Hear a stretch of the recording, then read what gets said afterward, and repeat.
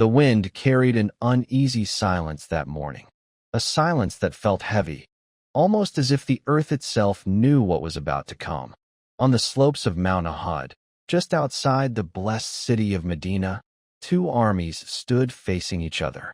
One, driven by vengeance and pride, the other, guided by faith, discipline, and the command of Allah. None of them knew that what was about to unfold would etch its name into history as one of the greatest tests the Ummah had ever faced. This is the story of Uhud. The Battle of Badr had humiliated the Quraysh. The richest, most powerful tribe of Makkah had suffered a defeat so crushing that their arrogance bled into rage. 70 of their warriors were dead, 70 more were captives, and their pride lay shattered in the sands. For the Muslims, Badr was a sign of divine support, a victory written by the angels themselves. But in Makkah, the survivors of Quraysh gathered in fury. Abu Sufyan, Ikrimah, Khalid ibn al-Walid, names that would soon become legendary, swore that they would not rest until they had avenged Badr. For a year, they plotted and prepared.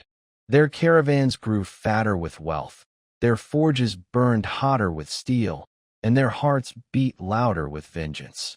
They raised an army of 3,000, archers, cavalry, and foot soldiers, each burning with the desire to erase the shame of Badr. In Medina, the messenger of Allah sensed the storm coming. Reports of Quraysh's preparations trickled in, but more than that, there was a weight in the prophet's heart, a forewarning of the test ahead. He gathered his companions. Opinions were divided. Some argued for staying in Medina and fighting defensively. Others, especially the younger companions, eager for the glory of battle, insisted on meeting Quraysh in the open field. The prophet, always patient, listened and eventually agreed. They would march out to Uhud. But as they moved, he gave a command that would become the hinge upon which the entire day would turn. The Muslims numbered only around 700. Against them, the Quraysh fielded more than 3,000. But the believers had something the Quraysh didn't: faith, unity, and the leadership of the messenger. As they approached Uhud, the prophet carefully chose the battlefield. He placed his men with the mountain at their backs, protecting them from flanking attacks. And then he turned to a group of 50 archers and gave an order so clear, so absolute, that it echoed in the valley. Do not leave your position, not if you see us victorious, and not if you see us defeated. Stay, no matter what. With that, the stage was set. The Quraysh advanced with banners flying, their drums of war echoing like thunder.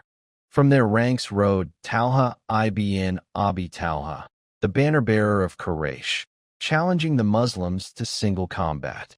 One by one, the companions met him, and one by one, the bravery of the believers cut through the pride of Quraysh. As the duel ended, the main battle began. The believers fought with courage, their hearts steady with faith. The Quraysh lines wavered, and slowly, the tide began to turn. By midday, the Muslims were pushing the Quraysh back, their banners falling, their lines breaking. Victory, it seemed, was near. On the hill of archers, a murmur began to rise. From their vantage point, the archers saw what looked like a retreating enemy and spoils waiting to be claimed. Victory is ours, some cried. Why should we stay here when the battle is won? Despite the leader of the archers warning them, reminding them of the prophet's command, many of them broke ranks and rushed to join the fight below. Only a handful remained, and in that moment, the Quraysh saw their opening. Among the Quraysh was a young, brilliant commander, Khalid ibn al-Walid, not yet a Muslim, but already a genius of strategy. He had been waiting, circling with his cavalry, searching for a weakness.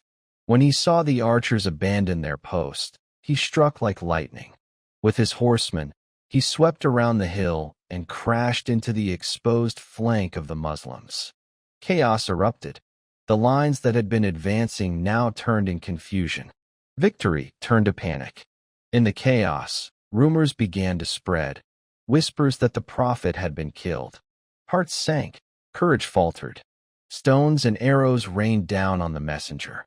His cheek was cut, his tooth broken, his helmet driven into his blessed face.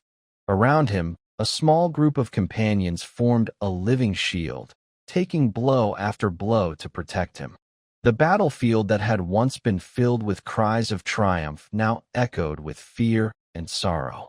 In the heart of the battle, the Lion of Allah, Hamza ibn Abdul Muttalib, R.A., fought with unmatched ferocity. His sword cut through the ranks of Quraysh like a storm. But fate had marked him that day. From a distance, Washer, a skilled spear thrower, took aim.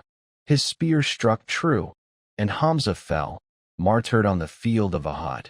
The loss was devastating, for the Prophet, for the believers, for the entire Ummah. By the time the dust settled, 70 believers had been martyred. The Quraysh, though unable to claim a decisive victory, had inflicted deep wounds. But in Medina, there was no despair, only reflection. The Prophet reminded his companions, "If you remain patient and conscious of Allah, their plot will not harm you in the least." Uhud was not just a battle of swords. It was a lesson in obedience, discipline, and trust in Allah. Unity is strength. The moment discipline broke, chaos followed. Victory is from Allah alone. Numbers and strength mean nothing without His will. Every setback is a test. The believers were tested, and in their patience, they found redemption. Uhud was painful. It was bloody. It was heartbreaking. But it was not a defeat. It was a reminder that faith is not proven in victory alone, but in patience through trials. That the road to Jannah is paved with tests, and that obedience to the messenger is the key to success in this world and the next. And so, from the slopes of Uhud, a wounded but wiser Ummah returned to Medina, their faith tempered like steel, ready for the trials that lay ahead.